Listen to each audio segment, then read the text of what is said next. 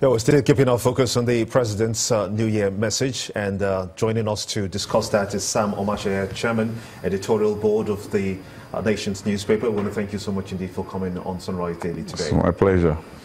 Mr. President, in his message, said that Nigerians are impatient, considering the resources that we have and the speed at which they want to see developments happen. That's on the one side. And then he also talked about processes to be the lead to champion this change that we're talking about. And not necessarily restructuring. Yeah. But having listened to Mr. President's views so far, do you think that his message is a message of hope? No, it's not a message of hope. It's a message of stagnation. It's a message of accepting the way it is. It's a message of patience. How do you ask somebody to be patient when they can't find the money to pay school fees in January? How do you ask somebody to be patient when they cannot assure himself that he can feed tomorrow? How can you ask somebody to be patient in a country where it is only one city that everybody wants to go to? About 86 people come to settle down in Lagos and not to go back every day. In a country like that, how do you expect people to be patient? The president must be living in a different universe from what we are living in. So how do we begin to look at, say, for instance, the productivity question? Because if way back in 1983, productivity level was, looking at the budget at that time, was there about 24 billion. Yeah. And looking at productivity level at this time, 2017 or 2018 now, at 23 billion. That's a reduction of about 1 billion, looking at the time scales. And the population. And the population and the level of infrastructure. What must we do to begin to improve on productivity? To improve on productivity, you have to get a number of things right. You have to be very clear about vision. You see the speech he gave on New Year's morning was a speech delivered by somebody who, if you were dropping out from a different university, you think it was elected about 6 months ago. We are going to do this, we are going to do this. Almost as if, well, we have been sitting down thinking about what to do about governance. Now we have decided we are going to do this road. We have just started working. We are going to do this road. We are going to do that. We are going to do this about power. We are going to do this about. We are doing this about agriculture, and so on and so forth. You have to have a clear vision.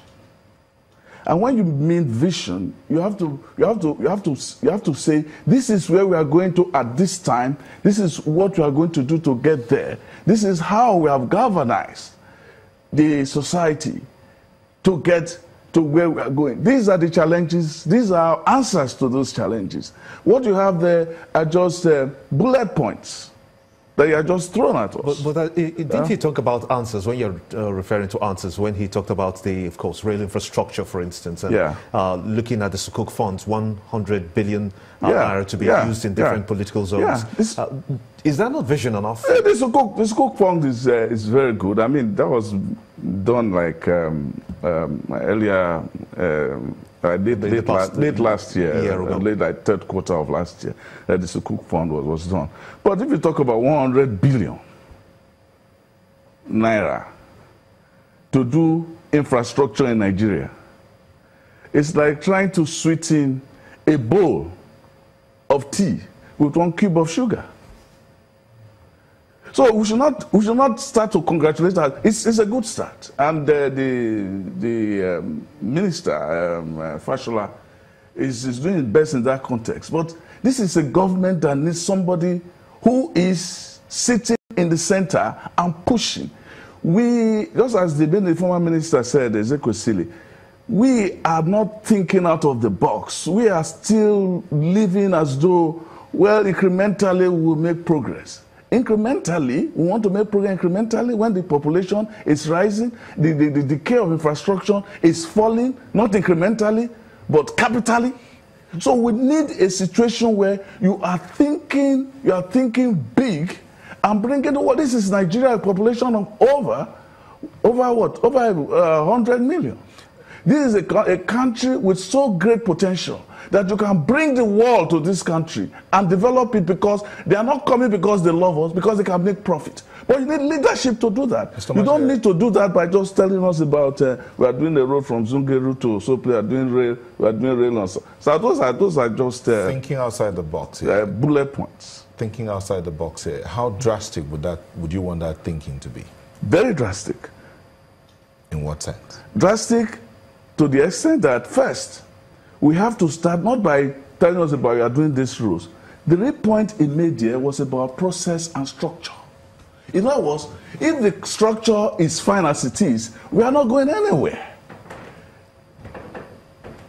He was talking about process, but he's not even sensitive to process.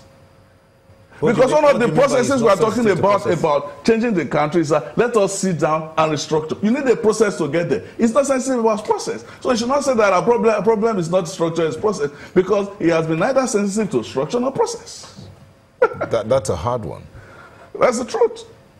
Because we are talking now on restructuring, every part of the country, including the Northwest, I've been talking about, okay, let us now listen to this issue of restructuring. But he is saying there is no need. He said there is no need. Do you think that Mr. President, for instance, is limited in executing his powers because the Constitution doesn't give him the leeway to do that? Who is the best person to push for a constitutional change, if not the President? He's the first person to say, okay, we believe this structure is not working well for us. We need to do something about the laws. After all, as I said, the laws are made for man, and not man for the law. But the constitutional review is still ongoing. We're hoping that in this year they would have concluded it. That's maybe what has been his contribution to it? What has been what they call the bully pulpit in the U.S.? What has been his own energy, dynamism towards saying, okay, the way these things are going, we cannot move fast. Let us get the structure going. But this says we are impatient. Do you think that devolution of powers will also amount to adding up to the restructuring question? Devolution of power is part of the restructuring process. The question is that nobody is saying that you restructure Nigeria today, there will be solution to our problems. Nobody is saying that. Anybody says that is naive and absolutely stupid. But what we are saying is that we have to start a conversation. History is dynamic. People move from one stage to the other. We have to start saying we are at one stage, this thing is not working. What can we do? Everybody is saying, let us do something. You cannot be at the center and say you won't do anything. Who are you representing, yourself or the people? I have a question in Abuja with Ajuri. Ajuri, please go ahead. Mr. Omatseye, you know, one of the very interesting things that I've had the privilege of monitoring over the years in this country is that we've kind of created a kind of entertainment genre out of lamentation and criticism. And we don't really talk a lot about solutions in this country generally, and it goes back even into the days of PDP. Opposition has generally done that. Now, the question I have is, when you look at the nature of our democracy right now, with the series of civilian institutions that we have, be it the legislature, the judiciary, and you know that almost everything is infused with politics. Even if you want to do something that's good, even if you want to fight corruption, even if you want to pass a budget that might help people, even if you want to pass get the budget done from January to December, there are going to be counter forces. What would you say about how this administration should handle the dynamics of civilian rule in the Nigerian context? And what would you say about what they can do with these other branches of government that may not be cooperating with whatever it is they may actually want to do for the country? What you ask is a question for a symposium, but I'll try to be as brief as I can. Now, the simple question about this is that this is an APC government, an APC in the center, an APC in the legislature, and the president has access to the speaker, has access to the Senate president, and they all belong to the same party. So what you need is the charm, what they call the charm offensive. How does the president worm his way into the legislature and say, this is what we need to do? gentlemen, let us sit down. These things happen in countries where you have leadership that are transformational. They tell you, well, this is the problem before us, folks. We need to get it done. Forget about me, forget about... FDR did it in the time of the Great Depression. What the people together? Come on with ideas. What are we going to do? This country is in a mess. We'll sit down, and then something has to be done.